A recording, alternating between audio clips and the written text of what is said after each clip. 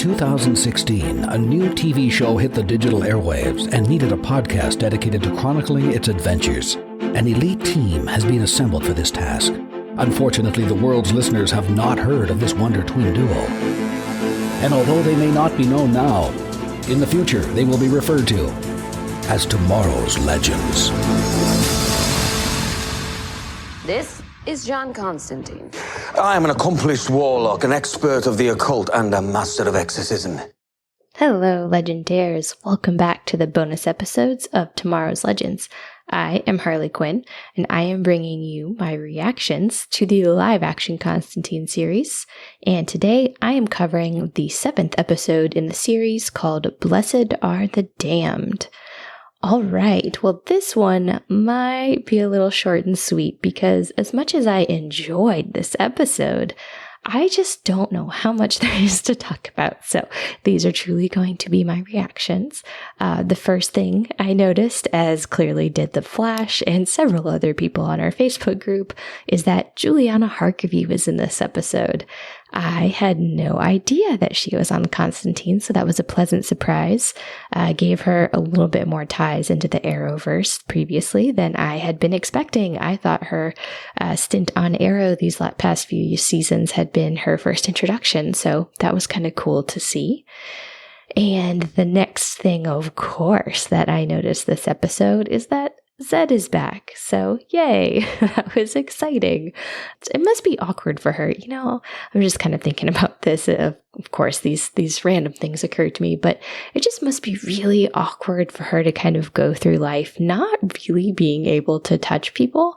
It just, that can't be easy. It just kind of occurred to me that she kind of goes out of her way to avoid shaking this guy's hand or touching him in any way, so I thought that was pretty interesting.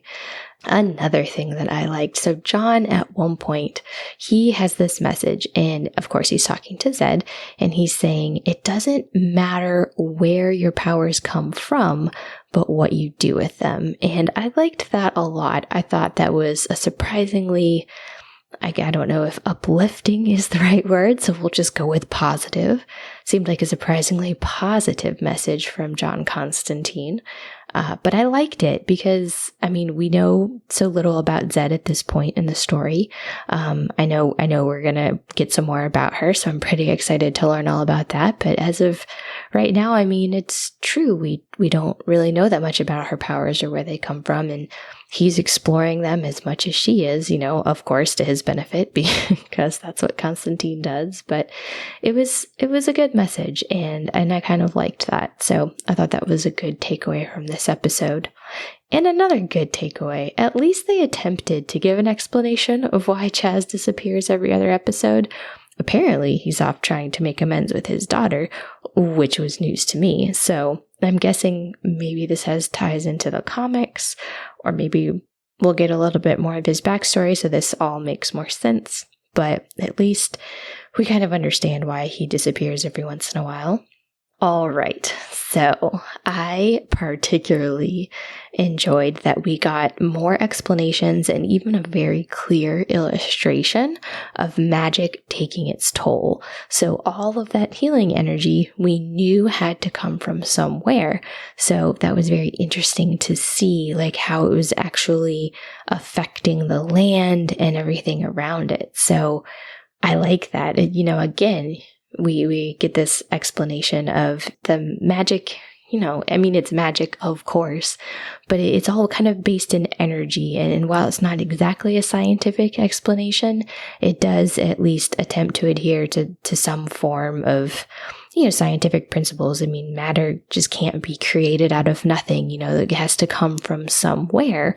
And so I liked that they're kind of bringing that into the use of magic and just understanding that if you use energy to, say, heal someone, you have to take that energy from somewhere first, whether it's from yourself or from the environment around you. So I liked that a lot. All right, now I'm going to get into the main meat of this a little bit. So a lot of this had to do with angels. And as I've said, I've been suspicious of Manny the whole time.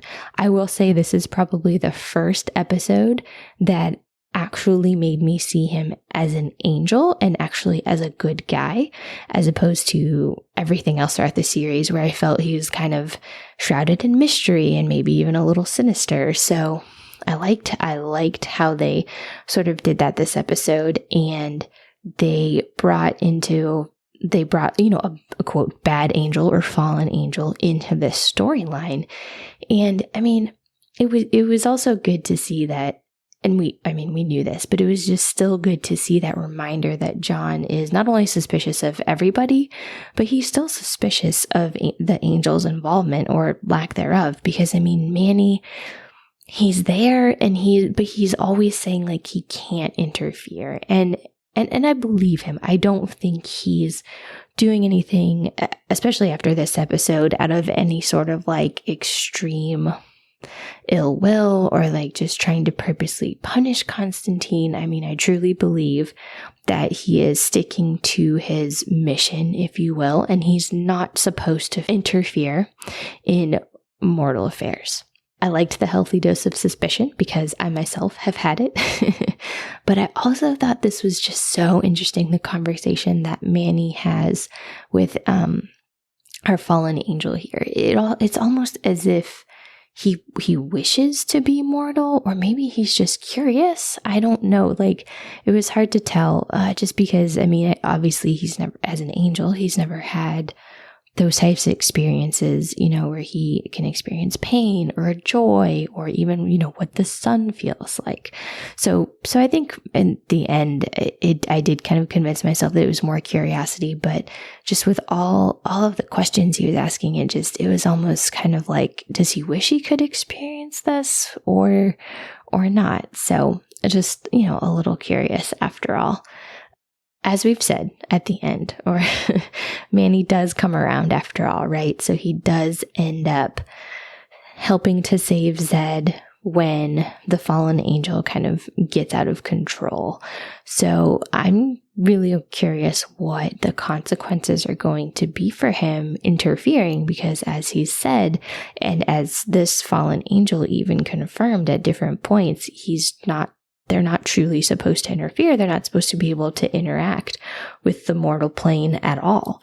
And so, I mean, the fact that Constantine can even see Manny is just because he kind of decides to reveal himself to him at different points.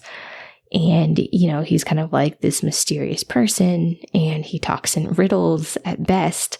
So I thought this was interesting, and I am very curious as to what the consequences may be for him. Now, of course, these closing scenes were by far the most interesting. So, of course, the model from the art class wasn't just hitting on her.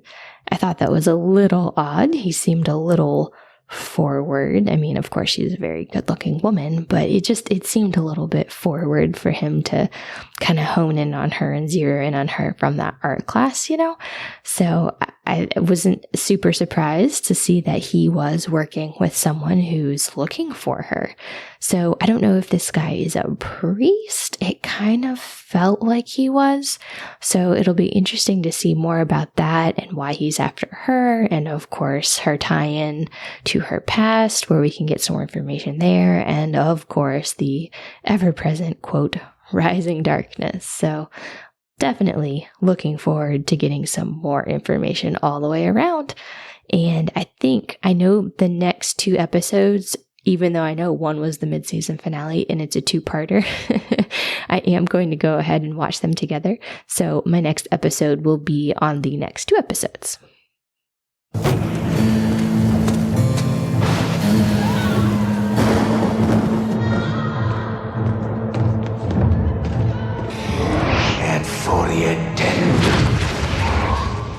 You never saw me, and everything is perfectly normal. All right, so again, if you are looking for a more detailed podcast on this series, I would recommend you listen to The Devil You Know, and that's over on Golden Spiral Media. So until next time, this is Harley Quinn, and I'm out.